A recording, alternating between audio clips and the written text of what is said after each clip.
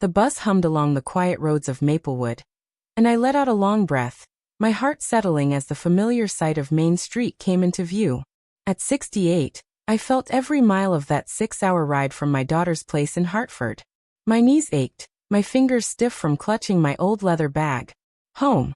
It had been 3 months since I'd seen my little house, my garden, my own bed. I missed it all, but more than anything, I missed my granddaughter, Sophie. She was 6, with big brown eyes that held too much quiet for a child her age. The driver called out, "Maplewood, ma'am." And I smiled, gathering my things. My suitcase wheels squeaked as I pulled it down the aisle. A reminder of how I wasn't as spry as I used to be. Back in my day, I'd have carried it all on my shoulder, but time had a way of changing things. The air outside was crisp, carrying the scent of spring grass and blooming lilacs. Maplewood looked the same. Neat houses lined up like old friends, the corner diner with its flickering neon sign, the park where kids ran wild. I wondered if Sophie was there now, chasing butterflies or reading under a tree like she loved to do. I hadn't seen her or my son Michael in too long. Phone calls weren't the same. The cab dropped me at my house on Cedar Lane, a small place my late husband, Tom, and I bought 40 years ago. It was ours, paid off with years of hard work, Tom's carpentry and my bookkeeping. I pushed open the door, and the familiar creak welcomed me. Dust hung in the air, and the silence felt heavy. I opened a window, letting the breeze sweep through. My answering machine blinked with messages. One was from Clara at the knitting club, reminding me about Tuesday's meeting. The other was from the bank, confirming the monthly payment on Michael's mortgage. I'd been helping him out for years, ever since he lost his job at the factory and moved his family here. It was supposed to be temporary, he said, until he got back on his feet. I didn't mind. Tom left me enough to live comfortably, and I wanted Sophie to have a stable home. I unpacked my bag, showered, and decided to visit Michael's place. I couldn't wait to see Sophie's smile, to hear her tell me about her latest book. Their house was a short walk away, a 2-story place with a patchy lawn. As I got closer, I noticed the grass was taller than usual, weeds choking the flower beds. Michael used to keep it tidy, spending Sundays mowing and planting. Something felt off. I knocked on the door, my heart light with the thought of seeing Sophie. The TV blared inside, some loud game show. The door swung open, and there was Lisa, Michael's wife, in a wrinkled t-shirt. Her smile was tight, like it was an effort. "Margaret, you're back," she said, smoothing her hair. "Didn't know you were coming today." I nodded, keeping my smile warm. "Just got in. Thought I'd surprise you all." She stepped aside, letting me in. The living room was a mess, couch cushions askew, empty snack bags scattered on the table. Sophie's stepbrother, Ethan, 15, slouched on the couch, eyes glued to his phone. Her stepsister, Ava, 13, sprawled nearby, chewing gum and scrolling on a tablet. "Kids, Grandma Margaret's here," Lisa called. Ethan grunted without looking up. Ava gave a quick wave, then went back to her screen. I looked around, expecting Sophie's small figure to run in, but she didn't. "Where's Sophie?" I asked, my voice light but my chest tightening. Lisa's eyes flicked away. "Upstairs doing chores," she said quickly. "Michael's at work. He'll be back soon. Want some coffee?" I nodded, following her to the kitchen, but my mind was on Sophie. Chores. At 6? The kitchen was cluttered, dishes piled in the sink. A shiny new blender sat on the counter, next to a fancy air fryer. I raised an eyebrow. Michael always said money was tight, yet here were these new gadgets. "Nice appliances," I said, keeping my tone neutral. Lisa shrugged, filling the coffee pot. "Got them on sale. How's your daughter doing in Hartford?" I sat at the table, watching her avoid my gaze. "Grace is good, busy with her bakery. Hartford's nice, but I'm glad to be back." I paused, then asked, "How's Sophie doing at school?" Lisa's hand froze on the coffee pot. "Fine. She's quiet, you know. Teachers say she needs to talk more." I frowned. Sophie was shy, but she loved school. "Maybe she just needs a little encouragement," I said carefully. Lisa's lips pressed thin. "She gets plenty, Margaret. We've got 3 kids to look after, not just her." Her voice had an edge, and I felt a chill. Something wasn't right. I sipped my coffee, glancing at the stairs. I wanted to see Sophie, to make sure she was okay. We moved to the living room, where Ethan and Ava were still glued to their screens. I noticed new photos on the shelf. A family trip to the beach, Michael and Lisa smiling, Ethan and Ava laughing in the waves. Sophie wasn't in any of them. My stomach twisted. Where's Sophie in these? I asked, pointing. Lisa's smile faltered. She stayed with my mom. Had a cold. I nodded, but doubt crept in. A cold? Or something else? Just then, I heard small footsteps on the stairs. Sophie appeared, her ponytail messy, wearing an oversized shirt. Her eyes lit up when she saw me. "Grandma," she said, her voice soft but bright. She started to run toward me, but Lisa snapped. "Sophie, I told you to finish cleaning the kitchen." Sophie stopped, her shoulders hunching. My heart sank. I stood, crossing to her. "Come here, sweetie," I said, pulling her into a hug. She felt small, fragile, like she might break. "I missed you," I whispered. She clung to me, trembling. "Missed you too," she mumbled. I pulled back, looking at her pale face, the shadows under her eyes. Something was wrong, and I wasn't leaving until I found out what. I held Sophie close, her small body pressed against me, and I could feel her heart beating fast. Lisa's sharp words echoed in my head. Finish cleaning the kitchen. Why was a 6-year-old cleaning anything? I brushed Sophie's messy hair back, noticing a smudge of dirt on her cheek. "Let's sit for a bit, okay?" I said softly, guiding her to the couch. Ethan and Ava didn't look up from their screens, their laughter from some video filling the room. Lisa stood by the kitchen door, arms crossed, watching us. "She's got chores, Margaret," she said, her voice tight. I forced a smile. "Just a quick visit with her grandma. Won't take long." Sophie curled up next to me, clutching my hand like it was a lifeline. Her nails were chipped, her hands rough for a child's. I felt a knot in my stomach. Something was wrong here, and it wasn't just a messy house or new appliances. "Tell me about school, sweetie," I said, keeping my voice light. Sophie's eyes flicked to Lisa, then back to me. "It's okay," she whispered. "I like reading time." Her voice was so quiet, like she was afraid to be heard. I glanced at the photos again, the ones without her. "Did you have fun with Lisa's mom when they went to the beach?" I asked. Sophie's face fell. "I didn't go. I stayed home." My heart stopped. Home? Alone? I looked at Lisa, who was now wiping the counter with quick, nervous swipes. "You said she had a cold," I said, my tone calm but firm. Lisa froze, then turned. "Yeah, well, she was feeling better by then, but my mom couldn't take all 3 kids." Her words came too fast, like she'd rehearsed them. I didn't buy it. Sophie's grip on my hand tightened, and I knew she was hiding something. I changed the subject, not wanting to push Sophie in front of Lisa. "Got any new books?" I asked her. Her eyes brightened a little. "Yeah, one about stars. I read it at night." She paused, then added, "When it's quiet." The way she said it, so small and careful, made my chest ache. I remembered how she used to chatter nonstop about planets and constellations, how Tom would sit her on his lap and point at the sky. Now she sounded like she was scared to talk. I hugged her closer. "We'll read it together soon, okay?"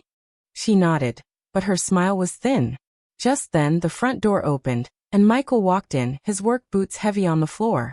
"Ma," he said, surprised, crossing the room to hug me. He smelled of sweat and sawdust, his face tired but smiling. "Didn't know you were back." I stood, still holding Sophie's hand. "Just got in. Missed you all." His eyes flicked to Sophie, then away. "Good to see you too," he said, but there was something off in his voice, like he was distracted. Michael dropped his keys on the table and sank into a chair. "How's Grace doing?" he asked, loosening his tie. "Busy as ever," I said, watching him closely. He looked older than his 42 years, lines deep around his eyes. I wanted to ask about the house, the appliances, Sophie, but not yet. "How's work?" I asked instead. He shrugged. "Same old. Construction's slow, but we manage." Lisa chimed in. "Yeah, barely. Bills keep piling up." I nodded, but my eyes landed on the new TV mounted on the wall, bigger than the one I'd seen last year. Bills piling up. Yet they had money for this? I thought of the mortgage payments I'd been sending. The ones Tom and I saved for our retirement. I'd given them thousands, thinking it was for Sophie's home, her school supplies, her future. Doubt crept in sharp and cold. "Let's have dinner," Lisa said, breaking the tension. Sophie set the table. Sophie slid off the couch, her shoulders slumped. I watched her shuffle to the kitchen, grabbing plates with shaky hands. "I'll help," I said, following her. In the kitchen, I saw her struggle to reach the high shelf, her small fingers stretching. "Here, let me," I said, grabbing the plates. She looked up at me, her eyes big and sad. "I'm sorry, Grandma," she whispered. "For what, sweetie?" I asked, kneeling down. "I'm slow. Lisa says I'm too slow." My blood ran cold. I forced a smile, brushing her cheek. "You're doing just fine. Grandma's here now." But inside I was boiling. Why was Sophie apologizing? Why was she so scared? I glanced at the counter, noticing a stack of unopened mail. The top envelope was from the bank, marked final notice. My heart sank. Michael said they were managing, but this told a different story. Dinner was tense. Michael talked about work, Lisa complained about the neighbors, and Ethan and Ava argued over who got the last piece of chicken. Sophie sat quietly, pushing her food around her plate. I noticed she had less than the others, her portion small, like an afterthought. "Eat up, Sophie," I said gently. She nodded but didn't look up. I caught Michael's eye, but he looked away, focusing on his plate. After dinner, Lisa told Sophie to clear the table. I watched her carry heavy plates to the sink, her small arms trembling. "I'll help her," I said, standing. Lisa waved me off. "She's fine, Margaret. Kids need to learn." But Sophie wasn't fine. I saw it in her hunched shoulders, her quick glances at Lisa. I helped anyway, ignoring Lisa's frown. As we washed dishes, Sophie whispered, "I don't like it here sometimes." My heart broke. "Why, sweetie?" I asked.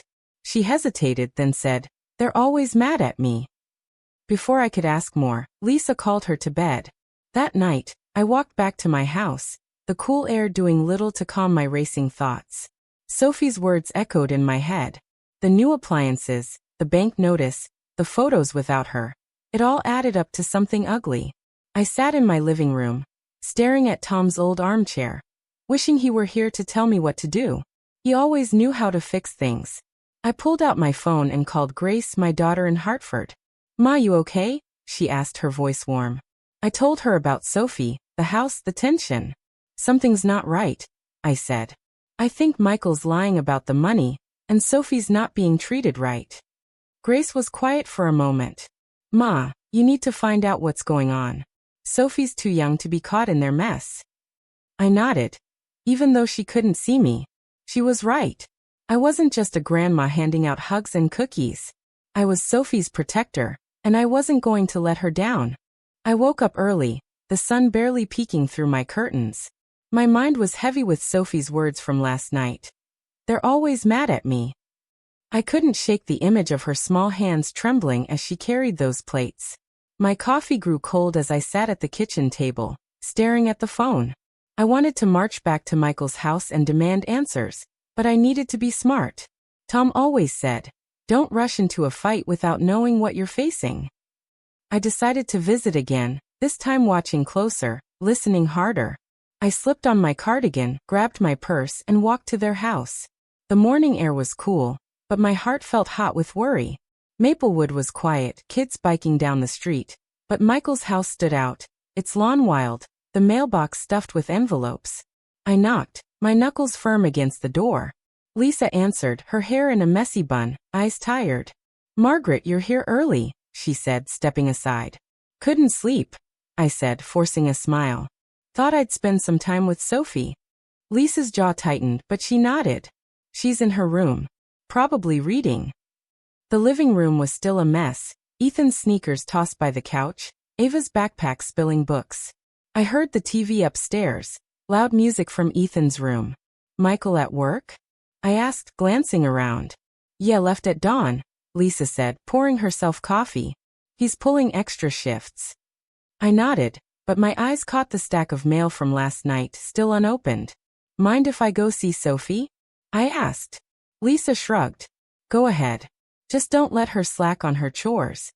That word again, chores. It burned in my chest. I climbed the stairs, my knees creaking with each step. Sophie's room was at the end of the hall, a small door with a faded star sticker. I knocked softly. Sophie, it's Grandma. The door opened, and there she was, her hair loose, a book in her hands. Her face lit up, but her eyes were red, like she'd been crying. Grandma, she said, hugging me tight. I held her, feeling her shake. What's wrong, sweetie? I asked, sitting on her bed. It was a small room, plain, with a thin blanket and a single pillow. No toys, no posters, just a stack of library books on a wobbly shelf. Nothing, she said, looking down. I lifted her chin gently. You can tell me anything, you know that. She bit her lip, then whispered. Lisa yelled at me this morning. I forgot to sweep the porch. My heart twisted. Yelled for what?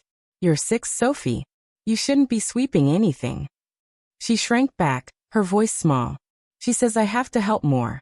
Ethan and Ava don't, but I do. I took a deep breath, keeping my anger in check. What else does she make you do? I asked. Sophie hesitated, then said, clean the bathroom, wash dishes, take out the trash. My hands shook. A 6-year-old doing all that? I pulled her close. You're not alone anymore, okay? Grandma's here. She nodded, but her eyes were scared. I noticed a bruise on her arm, faint but there. What's this?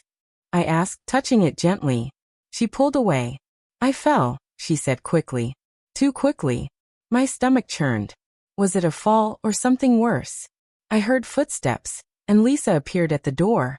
Sophie, you done with your room yet? She asked, her tone sharp. Sophie flinched. Almost, she mumbled. I stood, my voice calm but firm. Lisa, can we talk for a minute? She crossed her arms. Sure, what's up? I glanced at Sophie, then stepped into the hall, closing the door. Why's Sophie doing so many chores? I asked. Lisa's eyes narrowed. She needs to learn responsibility, Margaret. We're not her maids. I kept my voice steady. She's 6. She should be playing, not cleaning bathrooms. Lisa laughed, but it was cold. You raised your kids soft, huh? My kids pull their weight. I pointed out. Ethan and Ava were on their phones all day yesterday. Her face reddened. That's different. They're older, they've got school stuff. I didn't back down. Sophie's got school too. And I saw a bruise on her arm. Lisa's eyes widened, then she snapped. Kids fall, Margaret. Don't make a big deal out of it. She turned to walk away, but I grabbed her arm. I'm not done. Sophie's scared of you. Why? Lisa yanked free. You're out of line. She's fine. You want to play grandma, fine, but don't tell me how to run my house. She stormed downstairs, leaving me shaking. I went back to Sophie, who was sitting on her bed, clutching her book. Did I get in trouble? She asked, her voice trembling. I hugged her. No, sweetie. You did nothing wrong. But I knew I couldn't leave her here, not like this. I needed to talk to Michael, to find out what was really going on. Downstairs, I found Lisa on the phone, her voice low. Yeah, she's poking around. I know. She saw me and hung up fast. Who was that? I asked. None of your business, she said, grabbing her keys. I'm running to the store. Keep an eye on the kids. Before I could answer, she was out the door. I sat on the couch, my mind racing. The mail stack caught my eye again. I shouldn't have, but I picked up the bank notice. It was a foreclosure warning, 3 missed payments. My heart sank. I'd been sending money every month. Where was it going? I heard Sophie's soft steps behind me. Grandma, can I sit with you? She asked.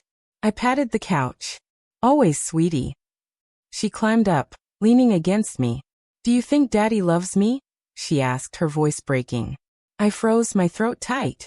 Of course he does, I said, but the words felt hollow. Why wasn't he here, protecting her? We sat quietly, her small hand in mine. I noticed a necklace around her neck, a tiny silver star. Where'd you get this? I asked. She smiled, sad but real. Daddy gave it to me last Christmas. He said it's like the stars we look at. My heart ached. Michael loved her, I knew he did, but something was pulling him away. Was it Lisa? Money? I needed answers. Let's go to the park, I said, wanting to get her out of this house. Her eyes lit up. Really? I nodded. Just you and me. We walked to the park, her hand in mine, but I kept looking back at the house. Lisa's phone call, the foreclosure notice, Sophie's bruise. It all felt like pieces of a puzzle I didn't want to solve. At the park, Sophie ran to the swings, laughing for the first time. I watched her, promising myself I'd find the truth, no matter what it cost. Sophie's laughter at the park felt like a warm breeze, the first real joy I'd seen in her since I got back to Maplewood. She swung high, her small legs kicking, the silver star necklace glinting in the sun. "Higher, Grandma," she called, her voice free for a moment. I pushed the swing, my hands steady but my heart heavy. That bruise on her arm, her quiet words about Lisa's yelling, the foreclosure notice, they all sat like stones in my chest. I smiled for Sophie, but inside, I was piecing together a truth I didn't want to face. The park was alive with kids running, parents chatting, dogs barking. It was the Maplewood I loved, but Sophie's world felt so far from this happiness. I glanced at my watch. We'd been gone an hour. Lisa would be back soon, and I needed to get Sophie home before she got upset. "Time to head back, sweetie," I said, catching the swing. Sophie's face fell, but she nodded. "Okay, Grandma." She hopped off, slipping her hand into mine. Her palm was warm, a little sweaty, like she was nervous. As we walked, she looked up at me. "Can I stay with you tonight?" she asked, her voice small. My heart skipped. "We'll see," I said, not wanting to promise something I couldn't deliver. "I'd love that, though." She smiled, but it didn't reach her eyes. We passed the diner, its windows steaming with the smell of burgers and coffee. "Want a milkshake?" I asked, wanting to stretch our time together. Her eyes lit up. "Chocolate." I laughed. "Always chocolate." We slid into a booth, and I ordered 2 shakes, watching Sophie fiddle with her straw wrapper, folding it into tiny squares. The waitress, Jenny, a kind woman who'd known me since Tom's days, brought our shakes. "Look at you 2 thick as thieves," she said, winking at Sophie. Sophie giggled, sipping her shake. "How's your dad doing, Sophie?" Jenny asked. Sophie's smile faded. "He's busy," she said, looking down. Jenny glanced at me, her eyes soft. "Well, you tell him to stop by. We miss his bad jokes." She patted Sophie's head and left. I leaned forward. "Sweetie, does Daddy seem busy a lot?" Sophie nodded, stirring her shake. "He's always working. Or fighting with Lisa." My stomach tightened. "Fighting about what?" She shrugged. "Money. Me sometimes." Her voice broke on that last word, and I reached for her hand. "You're not the problem, Sophie. Never think that." She looked at me, eyes wet. "Then why's everyone mad?" Before I could answer, the diner door jingled, and Michael walked in, his work jacket dusty. "Ma, Sophie," he said, surprised. "Lisa said you were at the park." He slid into the booth, ruffling Sophie's hair. She flinched just a little and my heart ached. "We stopped for a treat," I said, keeping my voice light. "Join us." He shook his head. "Gotta get home. Lisa's in a mood." He looked at Sophie. "You okay, kiddo?" She nodded but didn't meet his eyes. I couldn't hold back anymore. "Michael, we need to talk," I said, my voice low. He frowned. "About what?" I glanced at Sophie, sipping her shake. "About Sophie. About the house." His face hardened. "Not here, Ma." I leaned closer. "Then when?" I saw the foreclosure notice. "I've been sending money. Where's it going?" His eyes darted away. "It's complicated," he muttered. Sophie watched us, her straw still. "Go play the jukebox, sweetie," I said, handing her a quarter. She slid out, and I turned to Michael. "Complicated how?" "Sophie's doing chores like a maid. She's got bruises, and Lisa's yelling at her." "What's going on?" His jaw clenched. "Lisa's got her way of doing things. Sophie's fine." I shook my head. "She's not fine. She's scared, Michael. She asked to stay with me." He rubbed his face, tired. "You're blowing this out of proportion. Lisa's stressed, we're behind on bills, but we're handling it." I pointed at him. "Handling it? With new TVs and blenders? I'm not blind." He slammed his hand on the table, making me jump. "You think I'm stealing from you? I'm trying to keep my family together." His voice cracked, and I saw pain in his eyes, but I didn't back down. Then why's Sophie paying the price? He stood, breathing hard. I gotta go. Sophie, let's move. Sophie came back, her face pale. But my shake, she said. Now, he snapped. She grabbed her jacket, and I stood. Michael, don't take this out on her. He didn't answer, just took her hand and left. I sat there, my shake untouched, Jenny watching from the counter. You okay, Margaret? She asked, coming over. I shook my head. Something's wrong in that house, Jenny. Sophie's not safe. She sat across from me. I've seen it. Sophie's quieter than she used to be. And Michael, he's been coming in here, talking about debts, some bad choices. My heart sank. What kind? She lowered her voice. Heard him mention a loan from some shady guy. Said Lisa doesn't know. I gripped the table. A loan? On top of the mortgage? I paid for the shakes and walked home, my mind spinning. Michael's anger, Sophie's fear, Jenny's words. It was all too much. I called Grace again, needing her calm voice. Ma, this sounds bad, she said after I told her everything. You need proof. Check the bank statements, talk to Sophie's teacher. Protect her. I nodded, tears stinging. I will. I didn't think Michael would let this happen. Grace sighed. He's your son, but Sophie's your priority now. She was right. I hung up, pulling out my old address book. I found the number for Sophie's school and called. The secretary, Mrs. Carter, answered. Mrs. Carter, it's Margaret, Sophie's grandma. Can I speak to her teacher? She paused. Miss Reed's in class, but I'll have her call you. Is everything okay? I hesitated. I'm not sure. That evening, I went back to Michael's house, determined to see Sophie. Lisa opened the door, her face cold. She's grounded, she said. No visitors. My blood boiled. Grounded? For what? Lisa crossed her arms.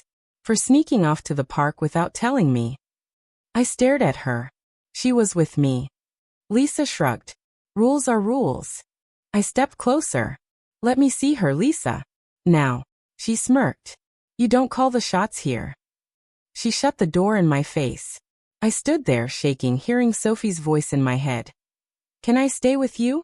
I walked home, promising myself I'd find a way to get her out, no matter what.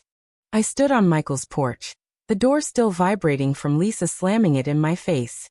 My hands shook, not from the cold but from anger and fear for Sophie. Grounded? For going to the park with me? I wanted to bang on the door, demand to see her, but I knew that'd only make things worse. I walked home, the Maplewood streets dark and quiet, my mind racing. Sophie's sad eyes, her bruise, Michael's defensiveness, it all pointed to something ugly. I wasn't just her grandma anymore. I was her shield. At home, I sat in Tom's old armchair, the one he loved for reading the paper. I could almost hear him say, Margaret, don't let them push you around. I pulled out my phone and called Miss Reed, Sophie's teacher, leaving a message when she didn't answer. This is Margaret, Sophie's grandma. I need to talk about her. It's urgent. I hung up, my heart pounding. The next morning, I woke to my phone ringing. It was Miss Reed. Mrs. Thompson, I got your message, she said, her voice kind but worried. Is Sophie okay? I gripped the phone. I don't know. She's not herself, scared, quiet.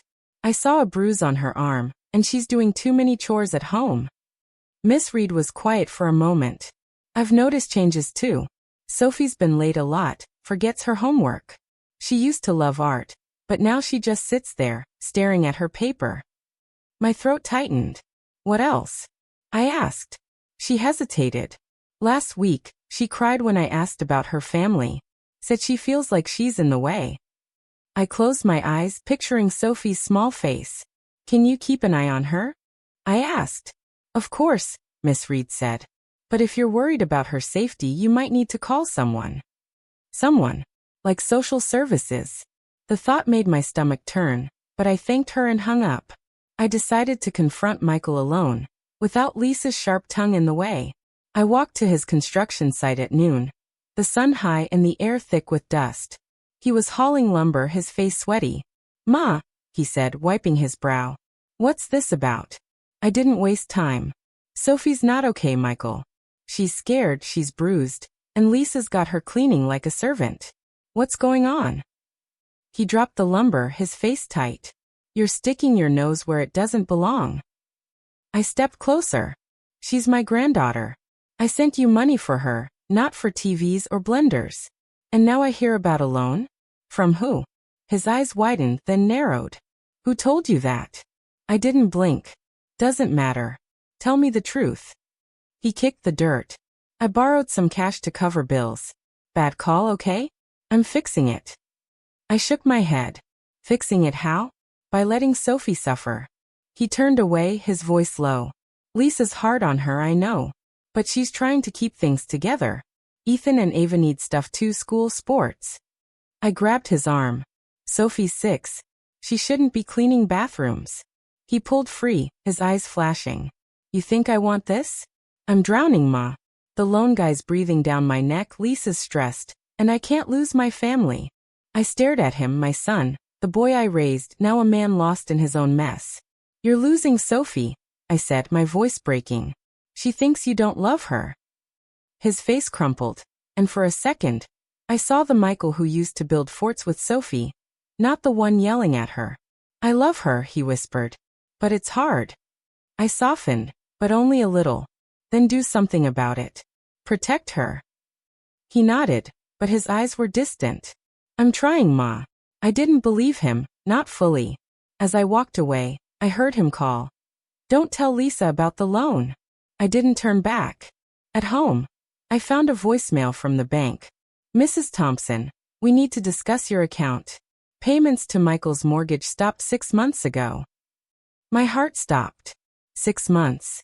I'd sent money every month, wired it straight to his account. Where was it going? I called the bank, my hands shaking. The manager, Mr. Hayes, was kind but blunt. The funds were redirected to another account, he said. Under Michael's name, but not the mortgage. I felt sick. What account? I asked. He paused. It's a personal one. I can't give details without his consent. That evening, I went to knitting club at Clara's house, needing to clear my head. Clara poured tea, her eyes sharp. You look like you've seen a ghost, Margaret, she said. I told her everything. Sophie's chores, the bruise, Michael's loan, the missing money. The other women leaned in, their needles still. That's not right, Clara said. Sophie's just a baby. Another woman, Ruth, frowned.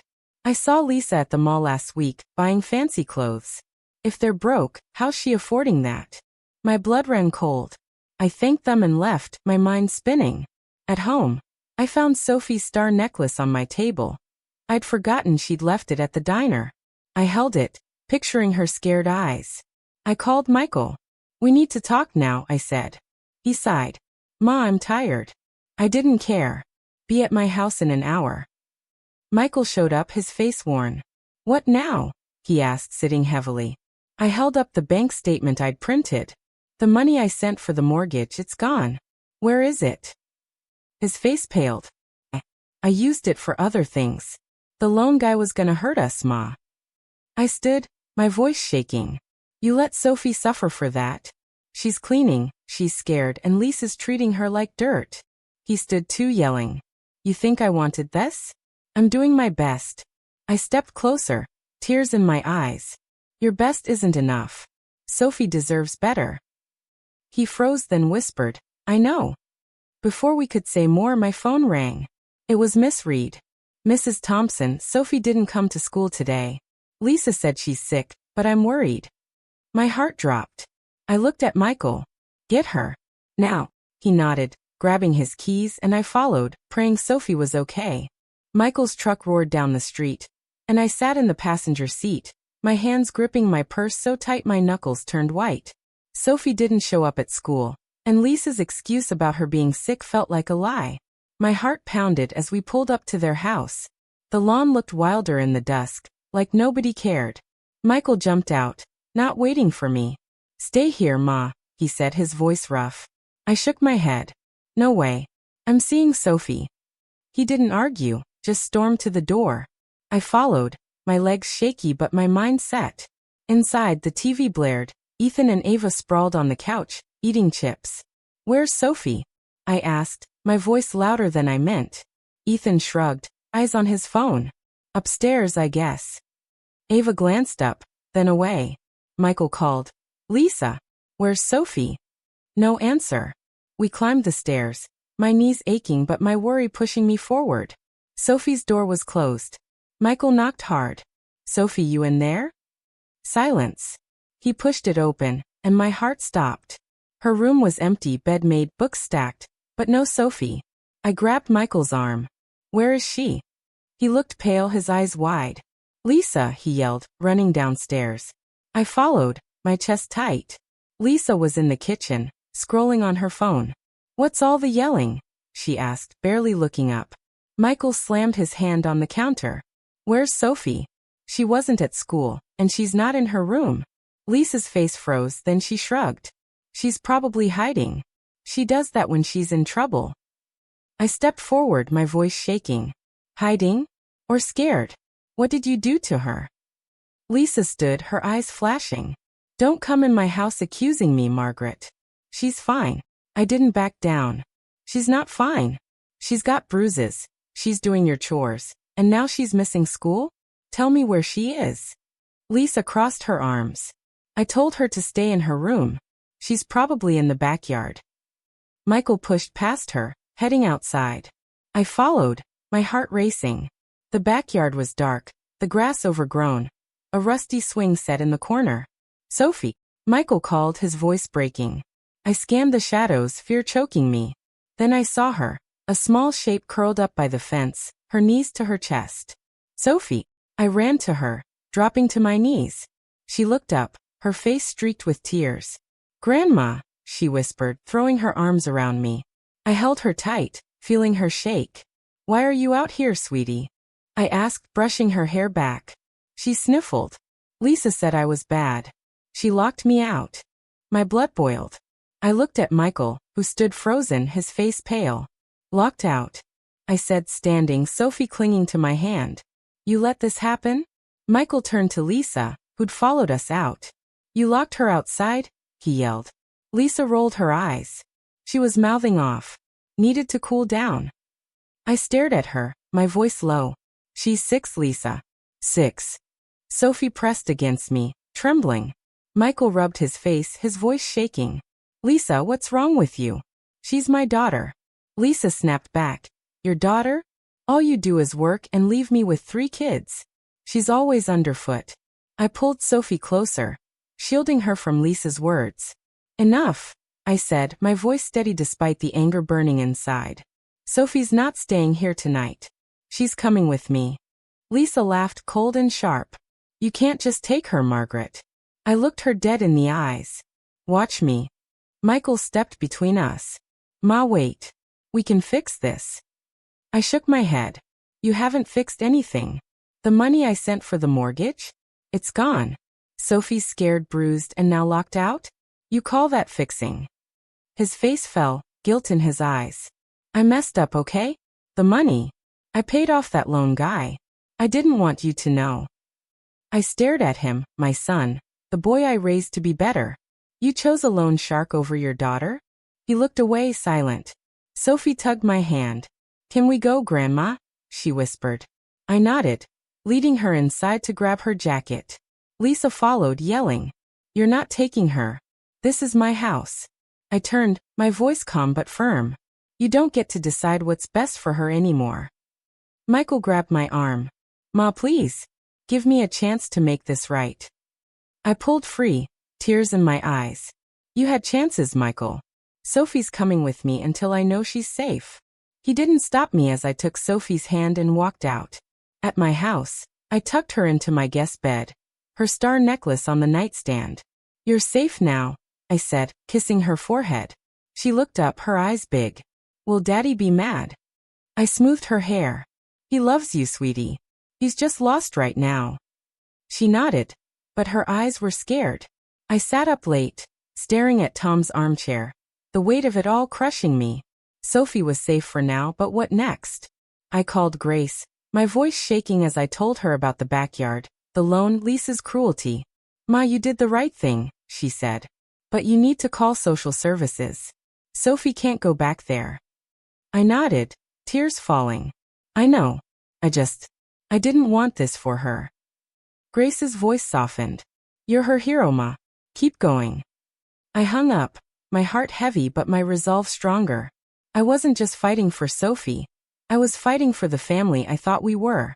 Tomorrow, I'd call Miss Reed again, maybe even social services. But for now, I checked on Sophie, her small body curled under the blanket, finally safe. Sophie's crayons scratched across the paper, drawing stars and a big yellow moon. I watched her, my heart heavy with Miss Reed's words about the new bruise on her leg. Tripped, Sophie said, but I didn't believe it. Not anymore. I sat at my kitchen table, the phone in my hand, knowing what I had to do. Calling social services felt like betraying Michael, my own son, but Sophie's safety came first. I dialed, my fingers shaking. A woman answered, her voice calm. Child Protective Services, how can I help? I took a deep breath. My granddaughter Sophie, she's 6. She's got bruises and her stepmom's been hard on her. I'm worried. The woman asked questions. Sophie's age, the bruises, her home. I told her about the chores, the yelling, the night Lisa locked her out. We'll need to investigate, she said. Can you keep her safe for now? I glanced at Sophie, coloring quietly. She's with me, I said. Good, she replied. We'll send someone tomorrow. I hung up, my chest tight. Sophie looked up. Grandma, who was that? She asked, her eyes big. I smiled, keeping my voice soft. Just someone who's gonna help us, sweetie. She nodded, going back to her drawing. I made her hot chocolate, the kind Tom used to make, and sat beside her. That's a pretty moon, I said. She smiled shy. It's like the one we saw with Grandpa. My heart ached, remembering Tom pointing out constellations with her. He'd love this picture, I said. She looked down. I miss him. I hugged her. Me too, but he's watching us, proud of you. She leaned into me, and I held her, promising I'd keep her safe. My phone rang, startling me. It was Lisa. Margaret, you got Sophie? She asked, her voice sharp. I stood, keeping my tone even. She's here safe. Lisa laughed cold. Safe? You're turning her against us. Bring her back now. I gripped the phone. Not until I know she's okay with you. Why, she got another bruise, Lisa? She paused, then snapped. She's clumsy, always falling. You're making trouble for nothing. I didn't flinch. Nothing? You locked her outside. She's scared of you. Lisa's voice rose. You're stealing my kid. I'll call the cops. I stayed calm. Go ahead. I've already called someone to check on Sophie. She went quiet, then hung up. I sat, shaking, knowing I'd crossed a line, but it was for Sophie. Later, Michael showed up, his face red. Ma, what's this about social services? He yelled, standing in my living room. Sophie was in her room, but I lowered my voice. Keep it down. They're coming because Sophie's not safe with Lisa. He paced, angry. You're tearing my family apart. I stood, tears in my eyes. Your family? Sophie's doing chores, getting bruises, and you're gambling our money away. Where's it stop, Michael? He froze, his voice breaking. I didn't mean for this. I thought I could fix it. I shook my head. You didn't fix it. Sophie's paying for your mistakes. He sat, head in his hands. What do I do, Ma? I softened, but only a little. Be her dad. Tell the truth. Get help. He looked up, eyes wet. I don't know how. I touched his shoulder. Start by fighting for her. Sophie peeked out, holding her drawing. Daddy, you staying? She asked, hopeful. Michael forced a smile. Not tonight, kiddo. But I'll see you soon. He hugged her, and I saw love in his eyes, buried under guilt. After he left, I tucked Sophie in. Grandma, is Lisa mad at me? She asked, her voice small. I smoothed her hair. She's mad at herself, sweetie. You did nothing wrong. She nodded, clutching her necklace. I sat up late, staring at Tom's armchair, fear and hope mixing in my chest. Social services was coming, and I knew things would get harder before they got better. I sat by Sophie's bed, watching her sleep, her small chest rising and falling. The moonlight slipped through the curtains, catching the silver star necklace on the nightstand. My heart ached for her, for the fear she'd carried too long. I wanted to wrap her up and keep her safe forever, But I knew this was just the start. Michael's lies, Lisa's cruelty, the missing money. It was a mess I had to face. I kissed Sophie's forehead and went to my kitchen, the clock ticking past midnight. I made tea, my hands shaky, and called Miss Reed, leaving another message. It's Margaret. Sophie's with me. She's safe, but I need to talk about her home. Call me please. I hung up, feeling like I was standing on the edge of something big. Morning came, and Sophie woke up, her eyes brighter than yesterday. Grandma, can we make pancakes? She asked, sitting at the table. I smiled, my heart lifting. You bet, sweetie. We mixed batter, her small hands stirring, flour dusting her nose. You're good at this, I said, laughing. She giggled, the sound like music. Daddy used to make them with me, she said, her voice soft. I nodded, hiding my pain. He'll come around, Sophie. She looked down. He's always mad now. I knelt beside her. That's not your fault, okay? You're perfect. She hugged me, and I held her tight, promising myself I'd fix this. My phone rang as we ate. It was Michael. Ma, we need to talk, he said, his voice low. Come over. Just you. I glanced at Sophie flipping her pancake. I'm not leaving Sophie, I said. He sighed. Fine, I'll come there. Lisa's out. I agreed, my stomach tight. When he arrived, Sophie ran to him. Daddy, she said, hugging his legs. He smiled, but it was weak. Hey, kiddo. Go play for a bit, okay? She nodded, taking her book to the couch. I poured coffee, sitting across from him. Talk, I said. He rubbed his face. I messed up, Ma. The loan was to cover gambling debts. I thought I could win it back, but I lost more. My heart sank. Gambling? You threw away Sophie's home for bets. He looked away ashamed. I didn't mean to. Lisa doesn't know. I told her the money was for bills. I leaned forward, angry. You lied to everyone. Sophie scared Michael. Lisa locked her outside. His eyes widened. She what? I nodded. Last night. Sophie was crying by the fence. He stood pacing. I didn't know, Ma. I swear. I didn't buy it. You should have known. You're her father. He stopped, tears in his eyes. I'm trying to fix it. I'm working extra shifts, but the loan guy's still after me. I shook my head.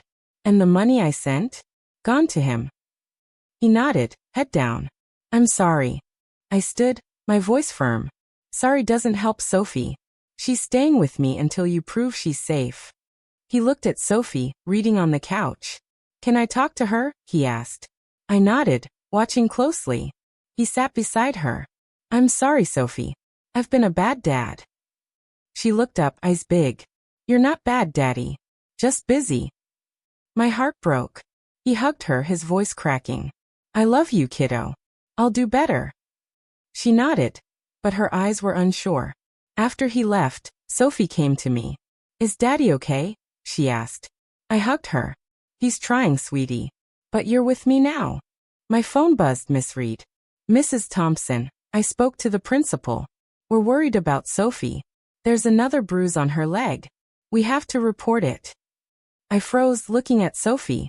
Another bruise? I sat Sophie down. Sweetie, tell me about the bruise on your leg. She looked scared. I tripped at home. Lisa said I was clumsy. My blood boiled. Tripped or pushed. I thanked Miss Reed and called Clara. I need advice, I said, telling her everything. She gasped. Margaret, call social services. Sophie needs you. I nodded, tears falling. I will. I looked at Sophie, coloring at the table, and knew I was ready to fight for her, no matter what. Morning light filled my kitchen, but I felt no warmth. Sophie sat at the table, eating cereal, her star necklace back around her neck. I hadn't slept, my mind stuck on Lisa's threat to call the police and Michael's broken promise to fight for her. The social services worker was coming today, and I was scared, not for me but for Sophie. What if they sent her back? I poured coffee, my hands shaky, when a knock came. It was Miss Carter, a woman with kind eyes and a clipboard. Mrs. Thompson, she asked. I nodded, letting her in. Sophie, go read in your room, sweetie, I said. She grabbed her book, glancing back nervously.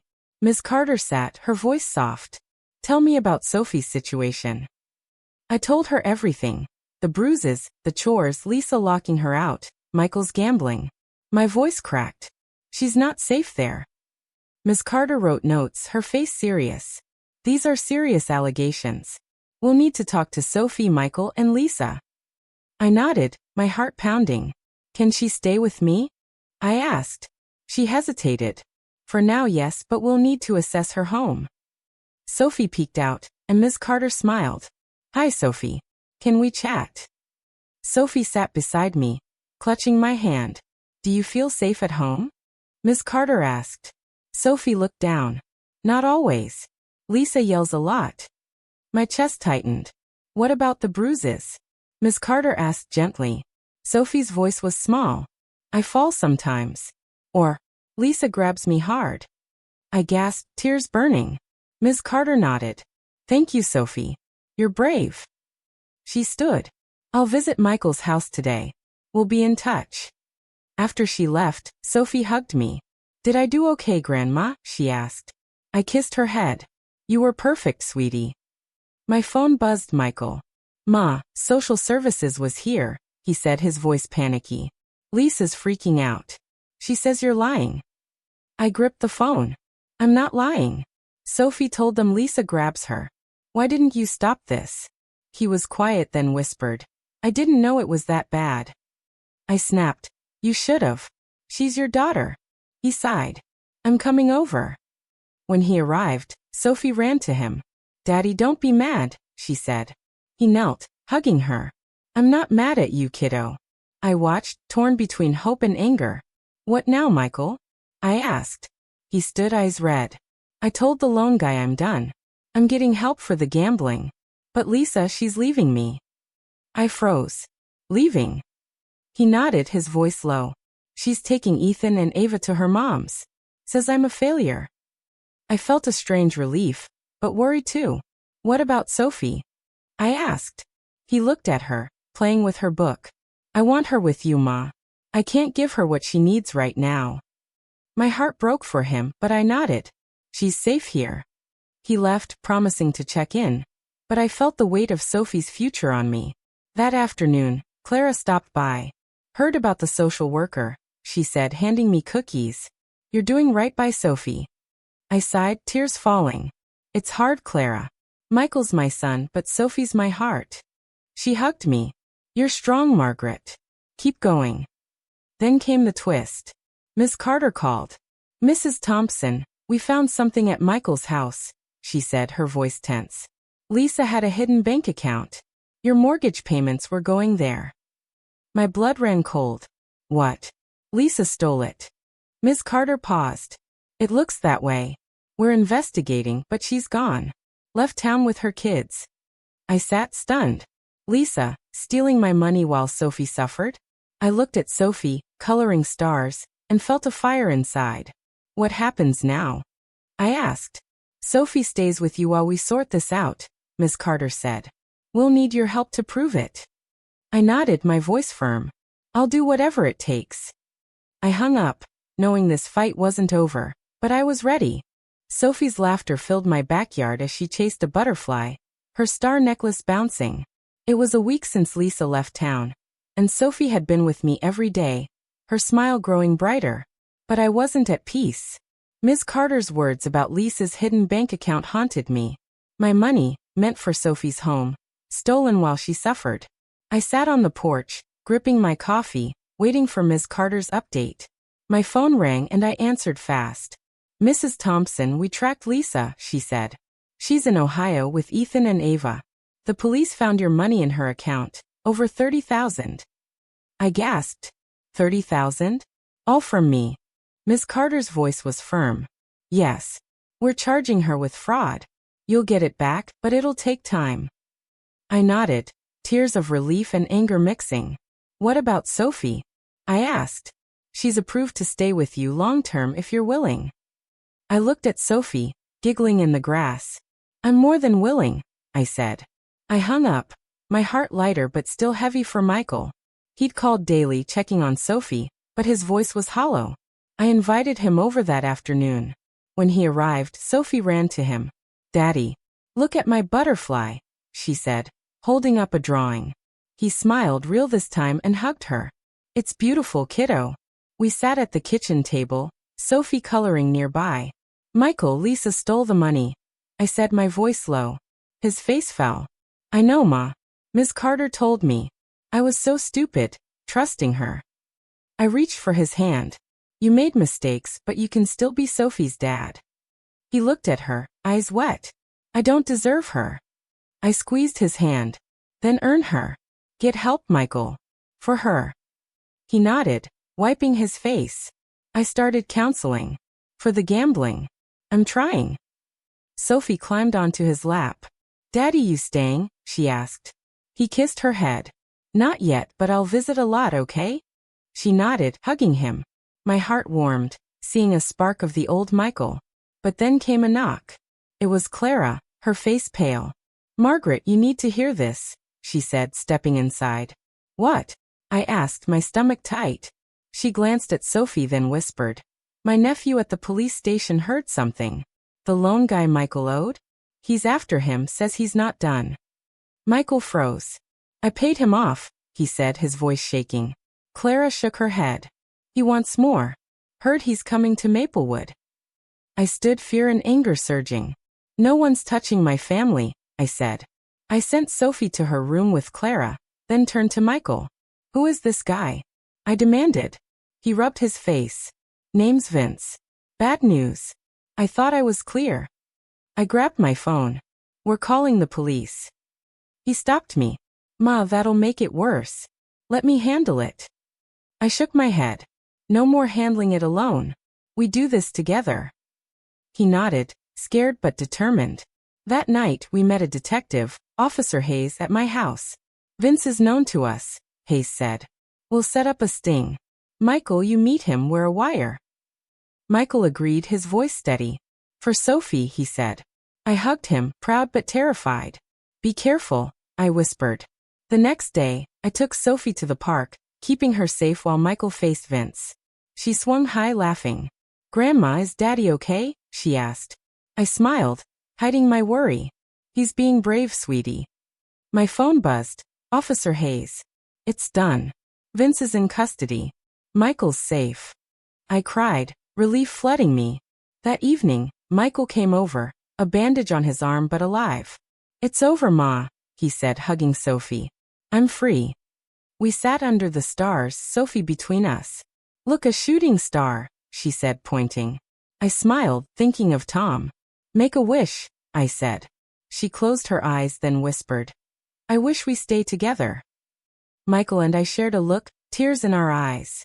We will, he said. Months later, Sophie thrived with me, her art filling my walls. Michael visited often, sober and working steady. Lisa faced trial, and I got my money back, securing Sophie's future. I learned family isn't just blood, it's who fights for you. Sophie taught me courage, and I taught her love. That was enough.